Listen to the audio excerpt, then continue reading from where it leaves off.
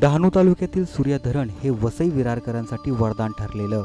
मात्र याच धरणात जमीन गेलेल्या शेतकऱ्यांवर आता उपासमारीची वेळ आली आहे. ज्या शेतकऱ्यांच्या जमिनी या धरणात गेल्या त्यांच्याच हाताला सध्या काम उरलं नाही. जमीन धरणात गेल्यानं स्थानिकांचा रोजगार हिरावला गेलाय. आता यापैकीच काही तरुण याच धरणाचा आधार घेत आपला उदरनिर्वाह करतायत. या धरणाच्या खोलवर पाण्यात दलदल जमीन चिखलाने भरली आहे.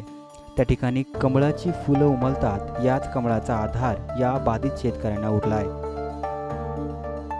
आमच्या ह्या डॅममध्ये जमीन बुडलेली आहे आणि आता आम्हाला रोजगार काही मिळत नाही. त्याच्यामुळे आम्ही ह्या डॅममध्ये हे कमळाची फुलं आहेत, ते फुलं आम्ही आमच्या होडी घेऊन आणि ते फुलं काढतो आणि रोजगार नाही मिळत. त्याच्यामुळे आम्ही देवास ठिकाणी नेऊन आणि महालक्ष्मीला नेऊन आणि ते फुलं विक्री करतो आम्ही आमच्या पोटासाठी.